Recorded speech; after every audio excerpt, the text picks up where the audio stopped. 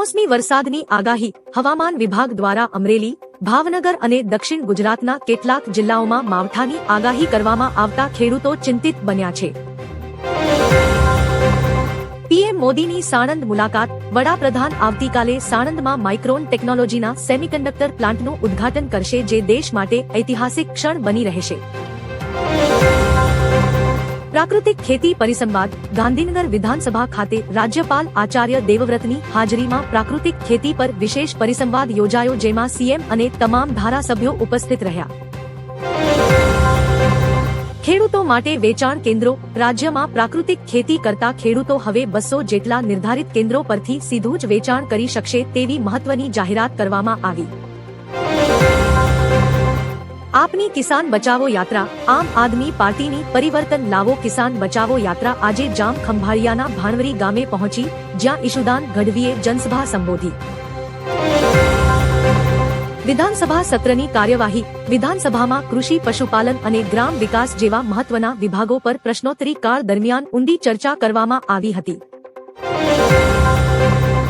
નડિયાદમાં વિકરાળ આગ. નડિયાદની પીપલક ચોકડી પાસે આવેલા રિયા પાર્ટી પ્લોટમાં જથ્થાબંધ પૂંઠામાં આગ લાગતા અફરાતફરી મચી ગઈ. ફાયર ફાઇટરોએ આગ કાબૂમાં લીધી. રાજકોટ જિલ્લા પંચાયત બજેટ. રાજકોટ જિલ્લા પંચાયતની સામાન્ય સભામાં આગામી વર્ષ માટેનું બજેટ રજૂ કરવામાં આવ્યું, જેમાં ગ્રામીણ વિકાસ પર ભાર મુકાયો. સાંઢિયા પુલની કામગીરી. રાજકોટ જામનગર રોડ પર 74 કરોડના ખર્ચે બની રહેલા સાંઢિયા પુલની કામગીરી અંતિમ તબક્કામાં છે. ટૂંક સમયમાં લોકાર્પણની શક્યતા. પરીક્ષા કેન્દ્રો પર સીસીટીવી. ગુજરાત બોર્ડની પરીક્ષાઓમાં ગેરરીતિ અટકાવવા તમામ કેન્દ્રોને લાઇવ સીસીટીવીથી સજ્જ કરાયા છે અને પોલીસનો ચુસ્ત બંદોબસ્ત ગોઠવાયો છે. નવસારીમાં ટ્રેન અકસ્માત. નવસારી રેલવે સ્ટેશન પાસે રેલવે ટ્રેક ક્રોસ કરતી વખતે ટ્રેનની અડફેટે આવતા એક યુવકનું ઘટના સ્થળે જ કરુણ મોત નીપજ્યું. તાલાલામાં પોલીસનું કોમ્બિંગ. ગીર સોમનાથના તાલાલામાં વૃદ્ધાની ઝૂંપડી સળગાવનાર આરોપીઓનું પોલીસે જાહેરમાં સરઘસ કાઢી કાયદાનું ભાન કરાવ્યું. કુલ 10 શખ્સો ઝડપાયા. અમદાવાદ સ્થાપના દિવસ. અમદાવાદના સ્થાપના દિવસ નિમિત્તે નગરદેવી ભદ્રકાળીની ભવ્ય નગરયાત્રા નીકળી, જેમાં નાયબ મુખ્યમંત્રી હર્ષ સંઘવીએ પહિંદ વિધિ કરાવી હતી. સુરતમાં આઈટીના દરોડા. સુરતના જાણીતા ગ્રુપ અને વસંત ગજેરા એન્ડ કંપની પર આવકવેરા વિભાગે તપાસનો વ્યાપ વધાર્યો છે, જેમાં કરોડોના વ્યવહારો મળ્યા. બોર્ડ પરીક્ષાનો પ્રારંભ. રાજ્યભરમાં 15.30 લાખ વિદ્યાર્થીઓ સાથે ધોરણ 10 અને 12ની બોર્ડ પરીક્ષાઓનો શાંતિપૂર્ણ માહોલમાં પ્રારંભ થયો છે. ટેકાના ભાવે નોંધણી. અરવલ્લીમાં ઘઉંની ટેકાના ભાવે નોંધણીનો છેલ્લો દિવસ હોવા છતાં સર્વર ડાઉન રહેતા ખેડૂતો ભારે મુશ્કેલીમાં મુકાયા હતા.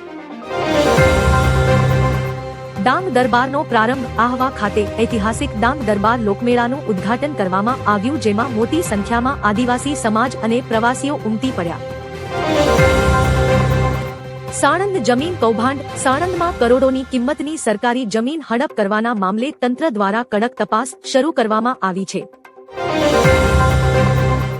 જૂનાગઢ રેલવે ફાટક સમસ્યા. જૂનાગઢમાં 7 જેટલા રેલવે ફાટકો બંધ રહેતા શહેરીજનો ટ્રાફિક સમસ્યાથી પરેશાન છે. બ્રિજ બનાવવાની માંગ તેજ બની. ગરમીનો પારો વધ્યો. રાજ્યમાં મિશ્ર ઋતુ વચ્ચે ગરમીમાં વધારો થયો છે. વલ્લભ વિદ્યાનગરમાં મહત્તમ 39 ડિગ્રી તાપમાન નોંધાયું છે. આણંદમાં પ્રાકૃતિક કેન્દ્ર. આણંદમાં દર મંગળવારે પ્રાકૃતિક ખેતીના ઉત્પાદનો વેચવા માટેનું કેન્દ્ર શરૂ કરાયું. ગ્રાહકોને ઝેરમુક્ત આહાર મળશે. કચ્છમાં વિવાદ. કચ્છની એક શાળામાં મુસ્લિમ વિદ્યાર્થીએ અન્ય વિદ્યાર્થીઓ પાસે નમાજ પઢાવી હોવાનો કિસ્સો સામે આવતા શિક્ષણ વિભાગે તપાસ સોંપી છે. વીજળી ગુલ થતા વિરોધ. રાજ્યના કેટલાક વિસ્તારોમાં વહેલી સવારથી વીજળી ન હોવાથી ખેડૂતોએ ટ્રકો રોકી રસ્તા ચક્કાજામ કરીને ઉગ્ર વિરોધ નોંધાવ્યો હતો. વલસાડ બેરોજગારી આંક. વલસાડ અને તાપી જિલ્લામાં શિક્ષિત બેરોજગારોની સંખ્યામાં વધારો થયો હોવાના અહેવાલથી રાજકારણ ગરમાયું છે. શેરબજારમાં મોટો કડાકો. ભારતીય શેરબજારમાં અચાનક ગાબડું પડતા રોકાણકારોના 3 લાખ કરોડ રૂપિયા ધોવાઈ ગયા. સેન્સેક્સ અને નિફ્ટીમાં ભારે ઘટાડો. પાકિસ્તાન અફઘાનિસ્તાન યુદ્ધ. અફઘાનિસ્તાને પાકિસ્તાન પર વળતો હુમલો કર્યો છે. તાલિબાને પાકિસ્તાની સૈન્ય ચોકીઓને નિશાન બનાવી હોવાના અહેવાલ છે. કોલકાતામાં ભૂકંપ. પશ્ચિમ બંગાળના કોલકાતામાં 5ની તીવ્રતાનો ભૂકંપનો આંચકો અનુભવાયો, જોકે કોઈ જાનહાનિના સમાચાર નથી. રાષ્ટ્રપતિની જેસલમેર મુલાકાત. રાષ્ટ્રપતિ દ્રૌપદી મુર્મુ આજે જેસલમેર પહોંચ્યા હતા, જ્યાં તેઓ વાયુસેનાના વાયુ શક્તિ અભ્યાસના સાક્ષી બનશે. માઉન્ટ આબુનું નામ બદલાયું. રાજસ્થાન સરકારે ઐતિહાસિક નિર્ણય લેતા માઉન્ટ આબુનું નામ બદલીને હવે આબુ રાજ કરવાની જાહેરાત કરી છે. અરવિંદ કેજરીવાલને રાહત. દિલ્હીની કોર્ટે એક્સાઇઝ પોલિસી કેસમાં અરવિંદ કેજરીવાલ અને મનીષ સિસોદિયાને મુક્ત કર્યા છે. World cup. ન્યૂઝીલેન્ડની જીત સાથે પાકિસ્તાન માટે સેમીફાઇનલના દરવાજા લગભગ બંધ થઈ ગયા છે. શ્રીલંકા પણ ટુર્નામેન્ટમાંથી બહાર. Semiconductor mission. ભારત હવે ગ્લોબલ સેમિકન્ડક્ટર વેલ્યુ ચેઇનમાં મજબૂત બની રહ્યું છે. સાણંદનો પ્લાન્ટ વિશ્વના સૌથી મોટા ક્લીનરૂમમાંનો એક હશે. મારૂફ રઝાનું નિધન. જાણીતા ડિફેન્સ એનાલિસ્ટ મારૂફ રઝાના અવસાન પર પીએમ મોદીએ શોક વ્યક્ત કરી તેમની સેવાઓને યાદ કરી છે.